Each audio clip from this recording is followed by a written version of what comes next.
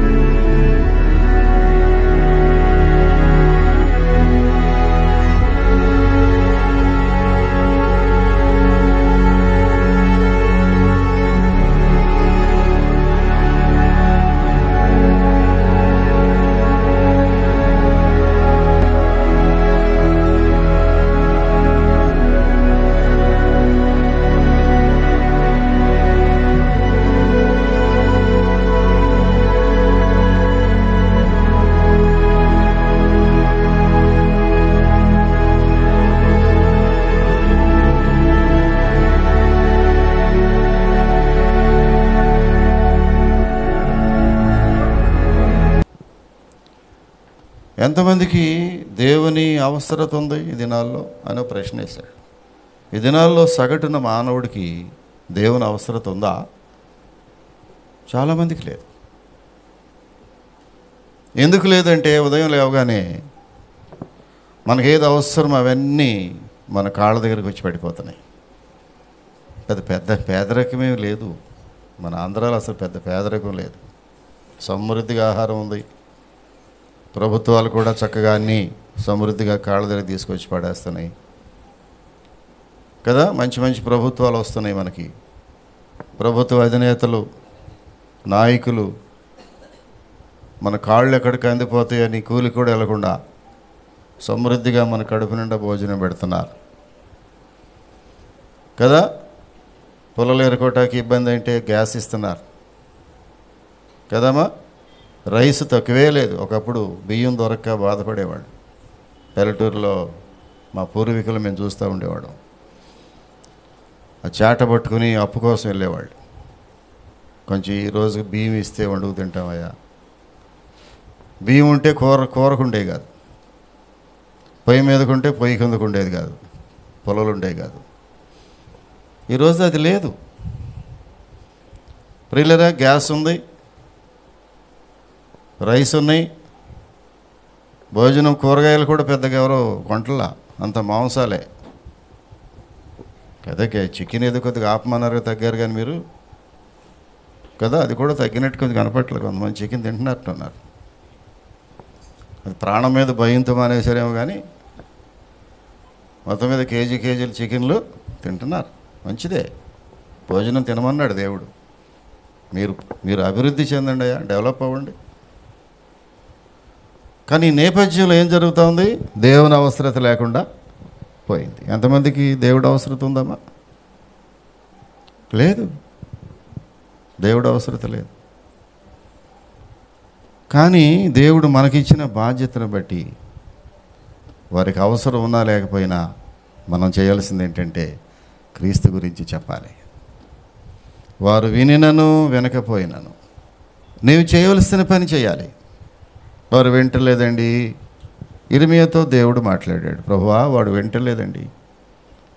ఏమన్నాడు తెలిసిన ఇర్మియాతో దేవుడు? ఇర్మియా, నిన్ను ముళ్ళ కంచెల మధ్యలోకి పంపిస్తున్నాను. సమాజం ముళ్ళ కంచె కదా. కొంతమంది ముళ్ళ కంచె మాట్లాడితే ముళ్ళ కంచె, కొంతమంది మాట్లాడుతుంటే ముళ్ళ కంచె మీద బట్టేసినట్టే. దాన్ని తీసుకోవటం చాలా కష్టం. అలాంటి ముళ్ళ కంచెల మధ్యలోకి మేము వెళుతున్నాం. గుర్తుపెట్టుకోవాలి మీరు. చాలా ధైర్యంగా వెళుతున్నాం ప్రియులారా. మా దేవుడు మాకు ఇచ్చిన దర్శనాన్ని బట్టి ముళ్ళ కంచెల మధ్యలోకి వెళుతున్నాం. ప్రార్థన చేయాలి మీరు మా కోసం. మీరు రావటం వెళ్ళటమే కాదు, సేవకుల కొరకు ప్రార్థన కూడా చేయాలి. ప్రభువా, ఈ సేవ ముళ్ళ కంచెల మధ్యలో, అడవి మనుషుల మధ్యలో, మర్యాదలు లేని మనుషుల మధ్యలో, క్రీస్తుని ఎరగని వారి మధ్యలో, బైబిల్ అంటే తెలియని వారి మధ్యలో, అసలు దేవుడు అవసరత ఏంటో తెలియని వారి మధ్యలో దేవుని సేవ జరుగుతూ ఉంది. నీ ఆహారం నీళ్ల మీద వేయి, ఒక రోజున అది ఫలిస్తుంది. మీరు మేము మనందరం అట్లా ఫలించిన వాళ్ళమే. ఒక రోజున ఎవరో విత్తనం విత్తారు మనలో. ఆ విత్తనం విత్తేటప్పుడు గ్రహించుంటారు, ఈ విత్తనం ఫలిస్తుందా, ఈ విత్తనం ఈ కుటుంబానికి అవసరమేనా.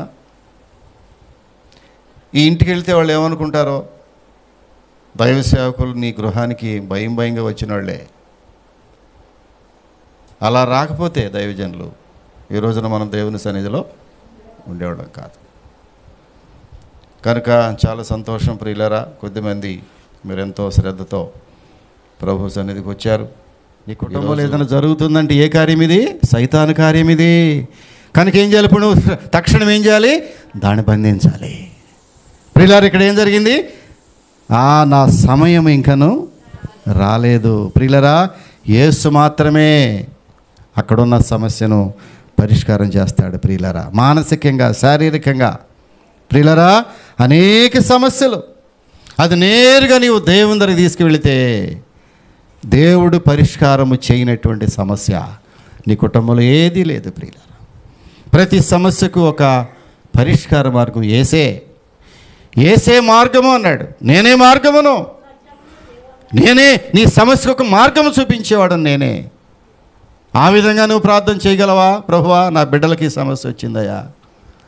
చాలామంది కుటుంబాల్లో సాతాను దాడి చేసేది బిడ్డల మీదే ప్రియులారా. అందుకే బిడ్డల కొరకు చేసే ప్రార్థన కొంచెం పెంచండి. ఆ నిడివి కొంచెం పెంచండి అమ్మా. ఎవరి కొరకు ప్రార్థన? బిడ్డల కొరకు చేసే ప్రార్థన కొంచెం పొడిగించండి. 10 నిమిషాలల్లో ఒక అరగంట. హలో, అరగంట చేసేవాళ్ళు 30 గంట, పావు గంట పెంచండి అమ్మా కొద్దిగా. బిడ్డల కొరకు చేసే ప్రార్థన బాగా పెరగాలి.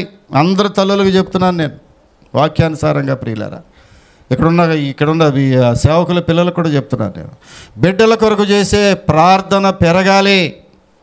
దాని నిడివి పెరగకపోతే ప్రియులారా, వారి మీద దాళ్ళు ఎక్కువైపోయినాయి. బాంబు దాడులు పెట్టి మిజైల్స్ దాడేసినట్టే సైతాను ఇసిరేస్తున్నాడు. మిజైల్స్ అంటే ఏంటి? అది క్షిఫన్లు ఇసిరేస్తున్నాడు పిల్లల మీద సైతానుడు. తెలుసా మీకు? ఏం చేయాలి? క్షిఫన్లని ఎదుర్కోవాలి, చెయ్యడ్డం పెట్టాలి. ఆ చెయ్య దేవుని హస్తం ఉండాలి అక్కడ. ప్రభువా, నీ హస్తముతో ఆ సైతాను వేసే బాణములను తిప్పికొట్టాయి ప్రభువా. మేము చాలాసార్లు ప్రియులరా బిడ్డల కొరకు మొరపెడుతున్నాం. మేము మా ప్రార్థనలో సింహభాగము బిడ్డల కొరకే చేస్తున్నాం మేము. ఎందుకంటే వారి అవసరతలు పెరిగిపోయినాయి. బిడ్డల వయసు వచ్చేస్తూ ఉంది, వారి పెళ్ళిడికి వచ్చేస్తున్నారు, వారి కుటుంబాలు కావాల్సి వస్తున్నాయి, వారి ఉద్యోగాలు కావాలి, వారి యొక్క ఎడ్యుకేషను ఆఖరి స్టేజ్కి వచ్చేస్తూ ఉంది. ఏంటి వాళ్ళ భవిష్యత్తు ఏంటి ప్రభువా? కొంతమంది అమ్మ చూస్తున్నాను నేను, పిల్లల విషయంలో గురకలు పెట్టి నిద్రపోతున్నారు. నిద్రమత్తు. ఎవరి విషయంలో? క్షమించరాని నేరం అది. క్షమించరాని నేరం. బిడ్డల కొరకు నోరు తెరవనటువంటి తల్లి క్షమించరాని నేరం చేస్తా ఉంది. పెంచండి, సమయం పెంచండి ప్రియులారా. యేసు మాత్రమే సమస్యను జయిస్తాడు. ఆయన దగ్గరికి తీసుకువెళ్ళటం మనం నేర్చుకోవాలి. అందుకంటాడు, అడగండి అయ్యా, అడుగుడి. మత్తయి సువార్త 7 చదవండి దయచేసి. అడుగుడి ఇవ్వబడును. మత్తయి సువార్త 7వ వచనము త్వరగా తీసి చదవండి.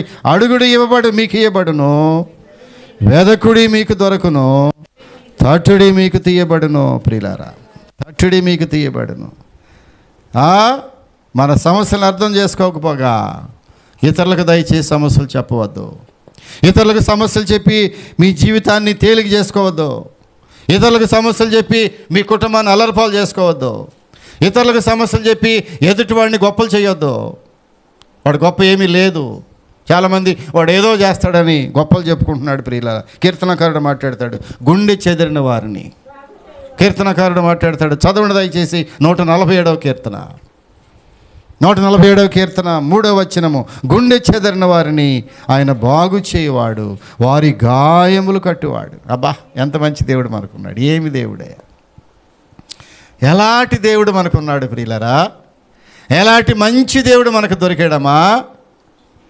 ఇంతమంది ఒక సహోదరి ప్రార్థన చేస్తుంది కదా, మంచి దేవుడు దొరికావయ్యా, నేను నిజంగా ఎంత మంచి దేవుడు ప్రభువా, ఎంత మంచి దేవుడవయ్యా యేసయ్యా, ఎంత మంచి దేవుడవయ్యా యేసయ్యా, చింతలన్నీ తీరేనయ్యా నిన్ను చేరిన నా చింతలన్నీ తీరేనయ్యా నిన్ను చేరిన. మళ్ళీ పాడదాం, ఎంత మంచి దేవుడా, అందరూ పాడదాం. యేసయ్యా చింతలన్నీ తీరేనయ్యా నిన్ను చేరిన నా చింతలన్నీ తీరేనయ్యా నిన్ను చేరిన. ప్రియులరా, గుండె చెదిరిన వారిని బాగు చేసే దేవుడు ఆయన. ఎందుకు భయపడుతున్నావు? ఈ వాక్యం విన్న నీవు ధైర్యం తెచ్చుకో. నా చింతలన్నీ నీ మీద వేస్తున్నాను ప్రభువా. ఈ మధ్య కొంతమంది ఆశ్చర్యకరంగా ప్రియులరా బాగుపడిపోయారు. దర్శి ప్రార్థన మందిరంలో ఆశ్చర్యకరంగా స్వస్థపరచబడ్డారు. ఆశ్చర్యకరంగా చక్కని సమస్యలన్నీ కూడా పటాపంచలు అయిపోతున్నాయి మెర్సీ ప్రార్థన మందిరంలో. కారణం ఏంటంటే ప్రార్థన. ప్రియులారది గుండె చెదిరిన వారిని బాగు చేసేటటువంటి, వారి గాయములు కట్టే దేవుడు, వారి గాయములు కట్టే దేవుడు. ప్రియులారా, స్పెషలిస్టుల దగ్గరికి వెళ్ళినా గాయము మాన్పు చేయలేనటువంటి గాయములు కూడా యేసు ప్రభు గాయములు కడుతున్నాడు. ఆయన స్వస్థపరిచి యెహోవా, యెహోవా రాఫా అని ఉంది బైబిల్లో. యెహోవా రాఫా, స్వస్థపరిచి యెహోవా, స్వస్థపరిచి యెహోవాను నేనే గాయమును చేస్తున్నాను, నేనే గాయమును కడుతున్నాను. ప్రియుల, మందులు కాదు గాయాన్ని కట్టేది, మీ గాయములు కట్టేది మందులు కాదు. ప్రియులారా, 34వ కీర్తనలో కూడా ఇంటికి వెళ్ళి మీరు 34 కీర్తన కంటత పెట్టండి. 34వ కీర్తన కంటత పెట్టాలి. ఇప్పుడు ఎవరైనా కంటత పెట్టగలిగితే వచ్చేవారం వాళ్ళని మొత్తం టీవీలో చూపిస్తా, ప్రపంచం తెలిపోద్ది. ఎవరికన్నా ఆశ ఉన్నట్టయితే టీవీలో కనపడాలని ఆశ, టీవీలో కనపడేటువంటి డ్యాన్సులు బోనసులు వేసే ఆశ కాదు, బైబిల్ కంటత పెట్టేది చెబితే టీవీలో మిమ్మల్ని మొత్తం ఎన్ని వచనాలు ఉన్నాయి? 22 వచనాలు చెప్పేంతసేపు టీవీలో నా ప్రసంగంతో పాటు ఆమెను కూడా చూపిస్తా. పురుషులు కూడా ఉన్నారు ఎవరన్నా? వచ్చే వారానికి అది కంటత పెట్టుకురండి. అందులో 17 వచనం తీయండి. 34వ అధ్యాయం 34వ కీర్తన 17వ వచనం. నీతిమంతులు మొరపెట్టగా యెహోవా ఆలకించును, వారి శ్రమలన్నిటిలో నుండి వారిని, అబ్బాబ్బా చప్పట్లు కొట్టండి ఒకసారి, వారి శ్రమలన్నిటిలో నుండి వారిని విడిపిస్తాడు. ఎంత మంచి దేవుడు మనకు దొరికాడు. నీతిమంతుడు మొరపెట్టగా యెహోవా ఆలకించును, వారి శ్రమలన్నిటి నుండి వారిని విడిపించును. విరిగి నలిగిన హృదయం గలవారికి యెహోవా ఆసనుడు. 18-19 చదువుదాం. నలిగిన మనస్సు గలవారిని ఆయన రక్షించును, నీతిమంతుని కలుగు ఆపదలు అనేకములు, వాటన్నిటి నుండి యెహోవాని విడిపించును. అబ్బా, ఎంత చక్కని వాక్యం అమ్మా. నీతిమంతునికి కలుగు ఆపదలు అనేకములు. ప్రియులరా, ఆపదలు వస్తున్నాయని కంగారు పడుతున్నావా? వాటన్నిటిలో నుంచి యెహోవాని విడిపిస్తాడమ్మా. నువ్వేమనుమాన పడక్కర్లేదు. ఒక రోజున నీ నోటి నిండా నవ్విస్తాడు దేవుడు. ఇప్పుడు దుఃఖపడుతున్నావా? నోటి నిండా నవ్విస్తాడు దేవుడు. ఒకరోజు అంటాడు, అమ్మ నీవు నోటి నిండా నవ్వు వచ్చింది, నీకు మగపిల్లడు పుట్టాడా, నీకు బిడ్డ పుట్టాడు కదా, నోటి నిండా నవ్వు ఉంది నీకు అన్నాడు ఒక ఆమె బైబిల్లో. ప్రియుల, నీ నోటి నిండా నవ్వు ఉంటుంది. అప్పుడు ప్రియులారా, మరియా ఎప్పుడైతే తల్లి యేసయ్యకి చెప్పిందో, అయ్యా ద్రాక్షారసం అయిపోయిందట, అప్పుడు ఉండమ్మా కొంచెం టైం, వెయిట్ సమ్ టైం, నా టైం వస్తుంది. వెంటనే ఏం తెలిసినా అప్పుడు ప్రభు జోక్యం చేసుకున్నాడు. ప్రభు సమస్యకు జోక్యం చేసుకుంటాడు. ఉన్నట్టుండి ఆలోచించాడు, ఇప్పుడు ఒకవేళ ద్రాక్షరసం అయిపోతే ఈ పెళ్లి సంగతి ఏంటి, ఈ కుటుంబం అభాస్పాలు అయిపోద్ది. నేనా ఈ పెళ్లిలో ఉన్నాను, నన్ను కూడా ఆహ్వానించారు వీళ్ళు, నేను కూడా ఇందులో సభ్యుడినే ఈ పెళ్లిలో, కాబట్టి ఇప్పుడు నేను నెమ్మదిగా తప్పుకుని వెళ్ళిపోతే ఇంటి పరిస్థితి ఏంటి ఆలోచించాడు. ప్రియులారా, ఆయన జోక్యం చేసుకుని ఏమన్నాడు తెలిసిన 7-8 వచనాల్లో, అప్పుడు అన్నాడు, యేసు జోక్యం చేసుకుని ఆ బాణలు నీళ్లతో నింపుడని వారికి చెప్పగా వారు వాటిని అంచుల మట్టుకు నింపిరి. ప్రియులారా, దేవుడు సమస్యను జోక్యం చేసుకుంటాడు. ఒక్కొక్క బాణ నింపాలంటే 75 నుంచి 113 లీటర్లు పడద్దంట అది ఒక్కొక్క బాణ. రాతి బాణలు అవి, పెద్ద పెద్ద బాణలు ఉంటాయి, ఏమో ఐరేడ్ బాణలు ఉంటాయి పెళ్ళిళ్ళలో. ఇటు వెనకటి రోజుల్లో మీకు ఏం తెలుసామా, పల్లెటూరులో ఐరేడ్ బాణలు ఉంటాయి, పెద్ద పెద్ద బాణలు ఎంత ఉంటాయి, దాదాపు ఒక 100-150 లీటర్లు నీళ్లు పడుతుంది దానిలో. మరి దేనికి వాడేవాళ్ళు తెలియదు నాకు.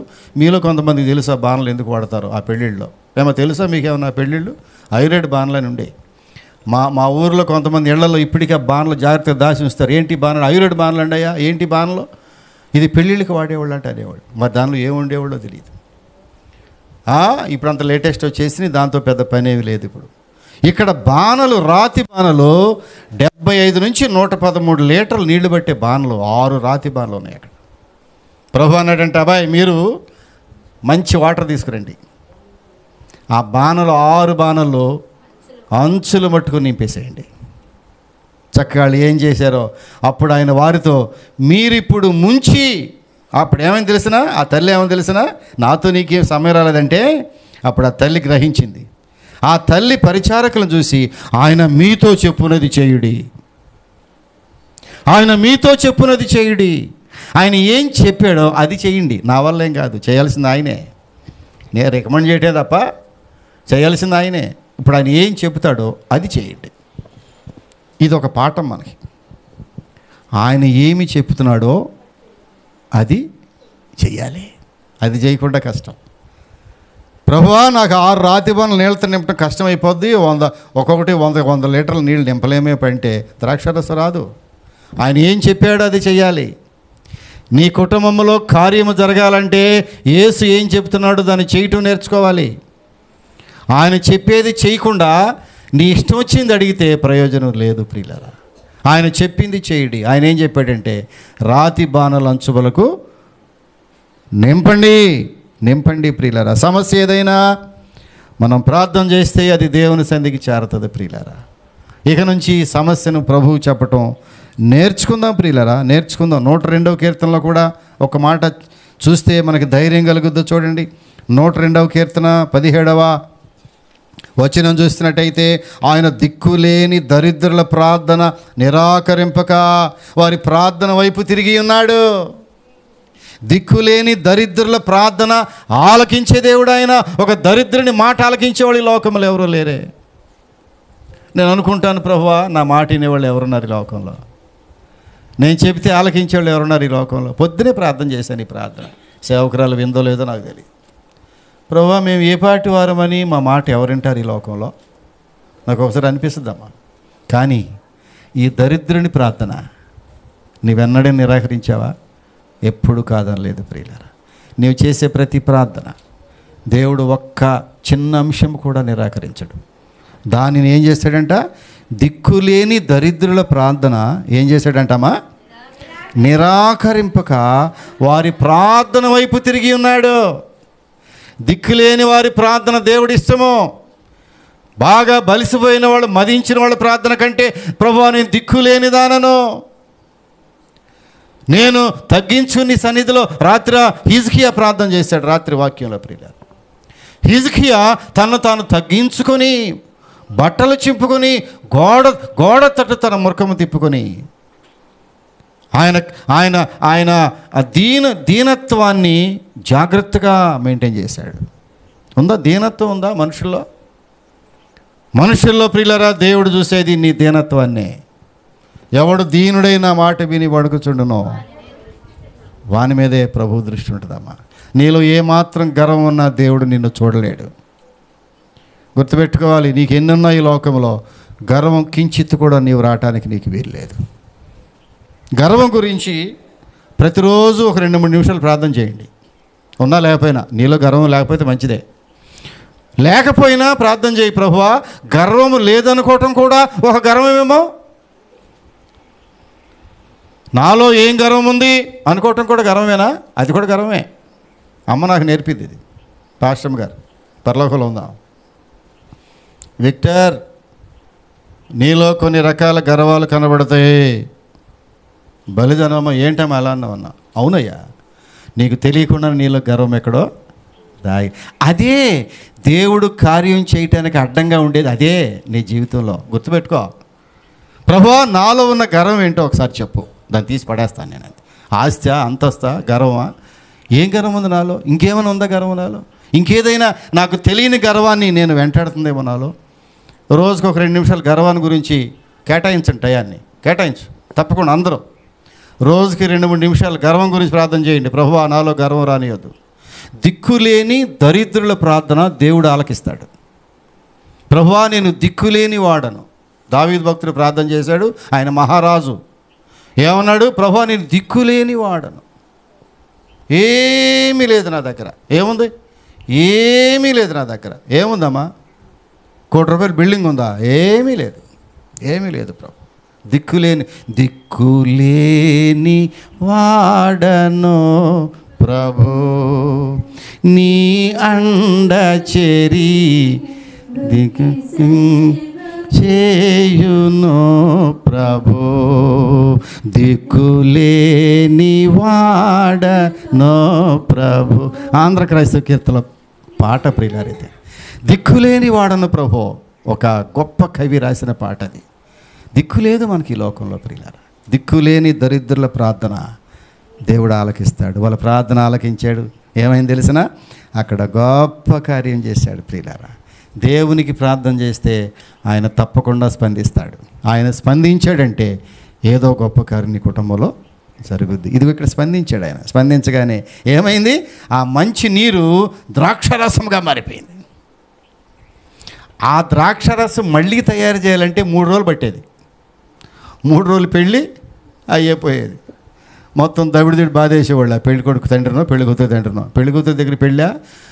పెళ్లి కూతురు దగ్గర పెళ్ళి అయితే ఆ పెళ్లి కొడుకు తండ్రి అదృష్టవంతుడు అని కొట్టరు, పెళ్లి కూతురు తండ్రిని కొట్టేసేవాళ్ళు. ద్రాక్షరసం అయిపోయిందని మొత్తం ఇద్దరు అదృష్టవంతులు. ఇప్పుడు ఏమైంది ఇక్కడ?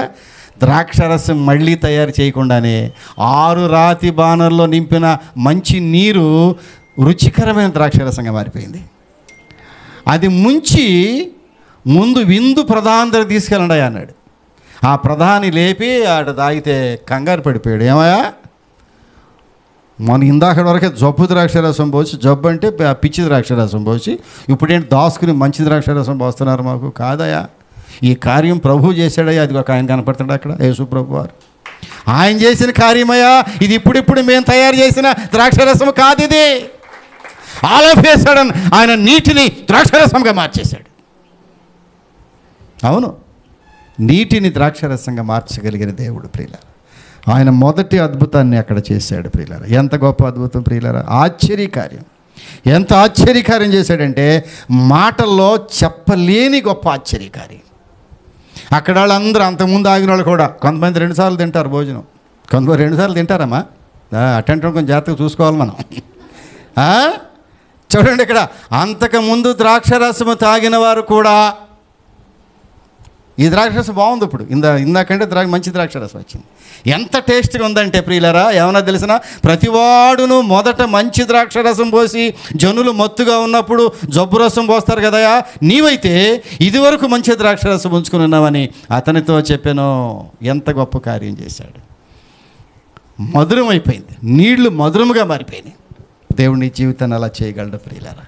దేవుని చేతుల్లో పెట్టినప్పుడు, ఆయన సహాయాన్ని కోరినప్పుడు ఆయన స్పందిస్తాడు నిన్ను. ఇక్కడ ఏం చేశారు? మొట్టమొదటిగా ముందుగా యేసు ప్రభువును ఆహ్వానించారు. ముగిస్తున్నాను ప్రియులారా. ముందుగా వివాహంలో జరిగింది ఏంటంటే యేసుని వాళ్ళు ఆహ్వానించారు. ఆహ్వానిస్తావా నీ హృదయంలోనికి? ప్రభువా, నా హృదయంలోనికి రా ప్రభువా, నా హృదయంలో నిన్ను ఆహ్వానిస్తున్నాను. నా హృదయంలో గెస్ట్గా ఎప్పుడు ఉండాలి నీవు. నా ఇంటికి ఎవరు గెస్ట్ అంటే ఎవరు? నా ఇంటికి అతిథి నీవే. అతిథి నీ ఉంటే రోజు మంచి భోజనం. మా ఇంట్లో యేసు ప్రభు ఉంటే మంచి భోజనమే. బాగా పల్లెటూరులోనమ్మా మంచి నాటుకోళ్ళు ఉండేగా రోజుల్లో. నాటుకోడిని కొయ్యాలంటే ఎవడో ఒకడు చుట్టం రావాలి. ఈ చుట్టం వస్తే ఆడి పేరు చెప్పుకుని వీళ్ళే తింటారమ్మా. అడిగి చెప్ప అసలు మొక్కడు అడిగి ఆ చుట్టానికి 2 ముక్కలు వేసి నమ్మ ఎముకో 2 ఎముకలు పడేసడికి మొత్తం కోడి ఎవరు తింటారు?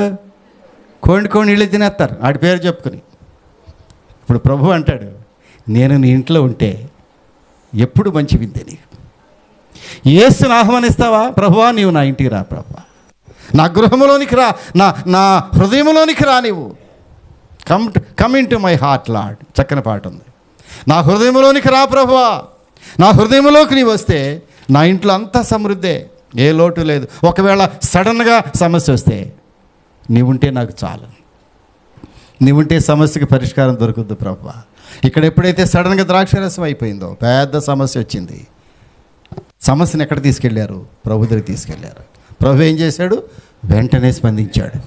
ముందుగా ప్రశ్నించాడు కానీ వెంటనే ఆలోచించాడు, వెంటనే స్పందించాడు, నీటిని ద్రాక్షరసంగా మార్చేశాడు. ప్రార్థన చేసుకుందాం. చిన్న ప్రార్థన, తలలు వంచండి.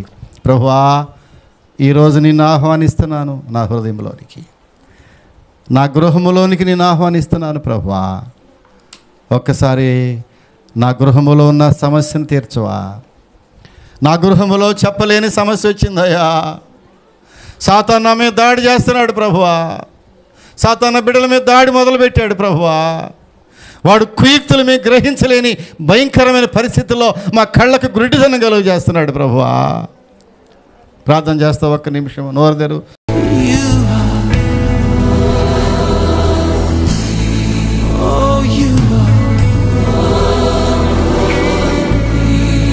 కనాను వివాహములో